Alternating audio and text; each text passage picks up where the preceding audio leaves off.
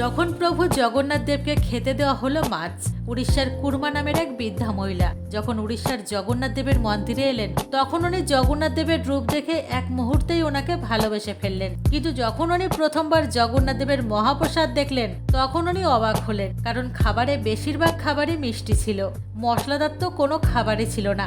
যেহেতু ওই মহিলাটি প্রতিদিন মাছ খেতেন, তাই উনি ভাবলেন জগন্নাথ দেবকে এই মশলাদার মাছের ভোগ অবশ্যই দেওয়া উচিত। তাই উনি কোনো পাপের কথা না ভেবেই ওনার বাড়ি থেকে মাছ রান্না করে সোজা জগন্নাথ দেবের মন্দিরে চলে আসলেন এবং সেটিকে একটি কলা পাতায় মুড়ে নিয়ে আসলেন জগন্নাথ দেবকে ভোগ দেওয়ার জন্য। কিন্তু কুর্মা যখন মন্দিরে 22 সিঁড়ি দিয়ে উঠতেই যাচ্ছিলেন, তখন পাহারাদারেরা মাছের দুর্গন্ধ পেয়ে ওনাকে ধমক দিয়ে আটকালেন। একজন পাহারাদার তো রেগে গিয়ে কুর্মার পাতা লাঠি দিয়ে ফেলে দিলেন, কিন্তু সেটা থেকে পাকা কাঁঠাল বেরোলো। সমস্ত দুর্গন্ধ এক মুহূর্তে সুগন্ধে বদলে গেল। তখন সকলে ক্ষমা চেয়ে নিলেন কুর্মার কাছে এবং সেই ভোগ জগন্নাথ দেবের জন্য নিয়ে যেতে বললেন।